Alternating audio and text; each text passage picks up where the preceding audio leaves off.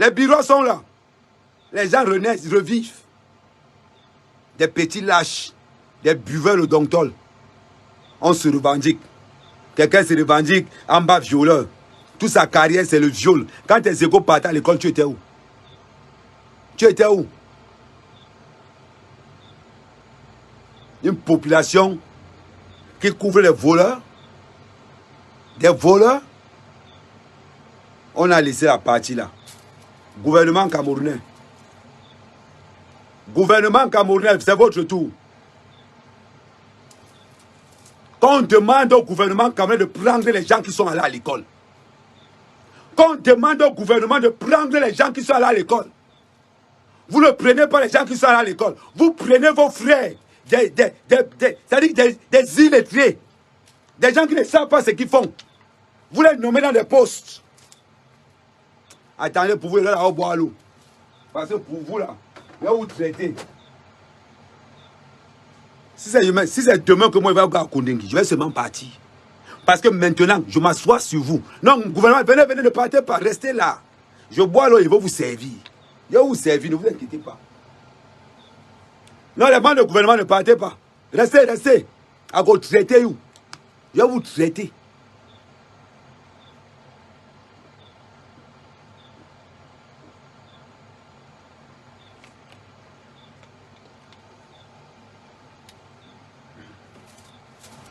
Maintenant, à vous. Gouvernement camerounais. Comme certains membres du gouvernement ont décidé que c'est leur propriété privée. Comme certains membres du gouvernement ont décidé que le ministère, c'est pour les membres de leur famille. Comme certains membres du gouvernement ont décidé que c'est une affaire familiale, c'est une entreprise familiale. Normalement, tous ceux qui ont été dans la négociation, dans la toute première négociation des revendications du Nozo doivent être condamnés à mort. Sans hésitation. Sans hésitation. On doit les arrêter tous. Vous prenez vos frères alcooliques. Vous mettez dans le gouvernement. Parce que l'oncle est ministre.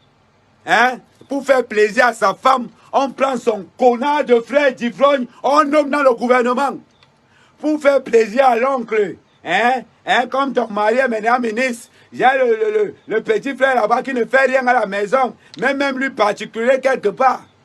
Voilà comment on se retrouve avec des salopards dans le gouvernement, des anciens joueurs de Njambo dans le gouvernement, des anciens buveurs de fort dans le gouvernement. Maintenant, il y a un conflit au Nozo. On a les avocats, des gens qui sont partis à l'école. Des gens qui sont partis à l'école, qui maîtrisent le droit, se retrouvent face aux buveurs de Donctol.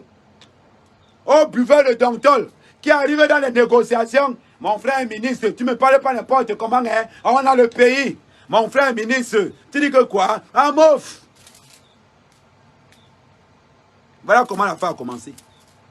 D'un côté, on a les négociateurs alcooliques du gouvernement. Et de l'autre côté, on a des avocats, on a des hommes d'affaires qui sont allés à l'école, qui savent ce qu'ils sont en train de dire. De l'autre côté du gouvernement, l'équipe de Donctol, l'équipe d'alcooliques, l'équipe de Njamboteurs, des gens qui n'ont jamais fait Sciences Po. Ils ne savent même pas ce qu'on appelle, comment il veut dire ça, les grandes écoles internationales. Ils ne savent même pas ce qu'on appelle l'art de la communication. Ça parle de communication, c'est il faut mélanger le Donctol avec le fighter. Il faut mélanger la Donctol à la tank. Oui, gouvernement camerounais. Hey! Vous êtes les premiers responsables de ce qui se passe dans le Nozo. Il ne faut pas qu'on vous mente. Hein. Il ne faut pas. Moi, sa mère, je n'ai pas d'amis. Vous savez, sauf que c'est ma maladie. Parce que ma part ne part pas loin. Ma part ne part pas loin. On a des avocats qui sont en train de gréver parce qu'ils revendiquent quelque chose de noble. Ils revendiquaient même quoi? Quand tu regardes ce que ces avocats revendiquent, tu regardes ce qui se passe aujourd'hui, tu dis que c'est pas possible. C'est pas possible. Arrêtez de nommer vos frères. Vous pensez que le pays là c'est pour vous? Vous pensez que le pays là c'est pour vous? On est dans une négociation, un buveur de Donctol contre quelqu'un qui a fait la Sorbonne, quelqu'un qui a fait avant. Maman, ils vont échanger comment? Ils vont échanger comment? Dites-moi un peu. Entre nous. Parce que tonton est ministre, hein, pardon, va dans l'affaire du Nozo là-bas, essaie de voir ce qu'ils sont en train de dire. Parce que ces gens du gouvernement sont tellement impus de leur personne. Ces gens du gouvernement sont tellement impus de leur personne. Regardez-les quand ils sont en Europe, ils tremblent comme ça là. Ils tremblent comme ça quand ils marchent dans les rues de Paris. Oh, les gars de la base peuvent sortir là. Ils sont là comme ça là. Ils marchent de gauche à droite parce qu'ils sont dans un climat d'insécurité. Là maintenant, quand ils sont en Europe, ils vivent ce que nous vivons. Ce que nous vivons au Cameroun. C'est qu'ils vivent en Europe. Ce que nous vivons au Cameroun, c'est ce que les membres du gouvernement vivent en Europe. Ils n'ont plus le garde du corps, ils n'ont plus le bras long, ils sont comme ça là. Ils marchent dans la sécurité. J'espère qu'on ne va pas me le connaître. Ils sont avec leur chapeau là, attendez. Il faut voir les membres du gouvernement en Europe. Ils marchent comme ça là. Maman, c'est la cagoule, tu ne sais pas. Elle dit que quand tu passes, elle dit, le gars ressemble à un ministre au Cameroun. Les gars changent même de démarche. Ceux qui étaient ma bongo, ils deviennent hackés. Les gars, quand ils marcher, ils changent tout. Maman, même pour faire les courses, les gars se ferment que dans les chambres d'hôtel. Hein? Par exemple, il ne faut pas qu'on me remarque. Bon, va me payer ceci. Parce que ma maîtresse veut un carton de champagne cristal. Ma maîtresse veut encore. Tu vas chez Louis Vuitton. Tu me fais les courses de 15 000 €. Quand tu pars chez Yves Saint Laurent, tu pars là-bas, tu me paies. Maman, la liste seulement, c'est l'argent du Cameroun. C'est l'argent du Cameroun. C'est l'argent du Cameroun. Vous. Un beau jour, le porteur de valise de ministre se retrouve en train de négocier au Nozo avec quelqu'un qui a fait Harvard, avec quelqu'un qui est allé à l'école, avec quelqu'un qui a un diplôme élevé. Ils vont parler de quoi? Stratégie, il ne connaît pas. Demande-lui seulement une seule loi de la Constitution, il ne connaît pas. Tu lui demandes que l'affaire là est née comment, il ne connaît pas. Lui, tout ce qu'il sait, c'est qu'il était au village.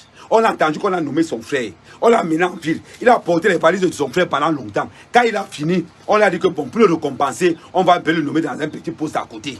Voilà comment le gars se retrouve face à face avec les gars qui sont allés à l'école. Le gars ne sait plus. Il ne sait plus. Il pense alors ceci. Comme tous les bons arrivistes, comme tous les bons parvenus du gouvernement camerounais, les gars viennent s'asseoir. Et ils se mettent là. Hein? Ne me parle pas n'importe comment. Hein? Mon oncle est ministre. J'ai les relations. Hein? Je peux t'affermer. Parce que le professeur anglophone, il n'a pas les relations. Donc comme lui, son oncle est ministre, l'autre est directeur, l'autre est ceci, le gars commence à menacer que les gars du Nozo là-bas n'importe comment. Hein? Tu peux me parler fort. Ta femme, il t'avait laissé tranquille. Tu me parles n'importe comment. Quand tu parles avec quelqu'un qui est à l'école, et le gars se retrouve avec un poivreau, un alcoolique, un ancien jambouteur. Dites-moi un peu, ils vont parler quoi? Ils vont parler quoi? Les gars revendiquent seulement qu'ils doivent avoir les mêmes droits que les francophones. Voilà le plus petit problème. Un petit problème de rien du tout. Parce que les gars veulent seulement avoir les mêmes droits que nous. On envoie des poivreaux. Hein, Madonna, hein? Parce que mon oncle est ministre, on m'envoie là-bas. Quelqu'un va s'asseoir. Je peux t'enfermer. Le Cameroun là, c'est pour nous. C'est comme ça qu'ils marchent dans tout Yaoundé ici.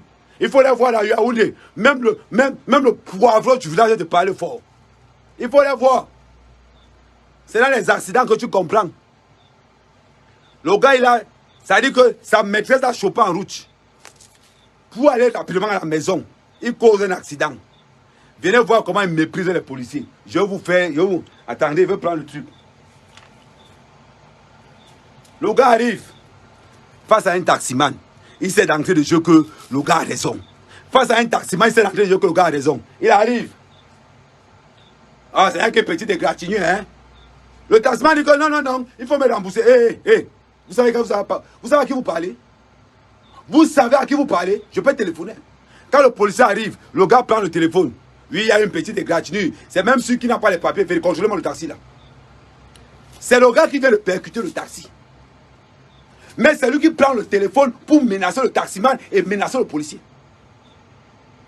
Parce que quoi? Parce que son oncle c'est un haut cadre du RDPC. Parce que son oncle c'est un ministre. Parce que son oncle c'est un directeur. Avec un coup de fil, il peut te réveiller 2 généraux. Donc comme c'est le pays, ou c'est le village de la famille, le gars parle fort aux policiers dehors. Ils sont tous comme ça dehors.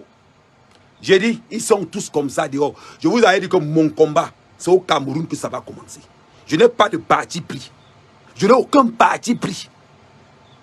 Je vous parle de la réalité du Cameroun. Eh oui. On continue. Dans une négociation aussi simple, où ton propre frère camerounais. Ton propre frère camerounais te demande que je veux aussi les mêmes choses que toi. Je veux aussi les mêmes choses que toi. C'est ce que les gars nous ont toujours demandé. Quand tu es face à un poivreau, ça donne ce qui se passe au nozo. Quand tu es face à un alcoolique, ça donne ce qui se passe au nozo. Je demande aux familles de ministres, pardon, allez un peu à l'école. Je demande aux familles de tous ces dirigeants, pardon, allez, avant de nommer, on veut bien que vous nommez vos frères du village. Envoyez-les un peu faire les cours du soir. Ton frère ne peut pas sortir dans un champ de cacao. Tu l'envoies. Non, non. Ça dit qu'à un moment donné, quand vous voulez nommer vos frères, même les coups du soir, pardon, envoyez même pour faire les coups du soir, envoyez-les là-bas. Pour éviter les prochaines guerres, pardon, même les coups du soir, envoyez-les. Ça peut sauver le Cameroun. Regardez ce qui se passe aujourd'hui. Regardez ce qui se passe aujourd'hui. Parce qu'on envoie des hommes imbus de leur personne. Imbus de leur personne. Arriver pour les négociations. Avec des gros 4x4. Oui, la mode ici c'est les Prado. Avec les derniers Prado. Vous arrivez dans les négociations avec les derniers Prado. Pendant que les autres en face, ils sont en vélo, ils sont à pied, ils ont les vieilles voitures. Quelle arrogance. Parce que l'autre s'appelle Ayutabi, il n'a pas toutes les relations. Ah, lui, parce que l'autre s'appelle... Donnez-moi un peu les noms de tous ceux qui étaient à la première négociation, parce que je ne connais pas tous leurs noms. Je connais seulement Ayutabi. Donnez-moi un peu tous leurs noms.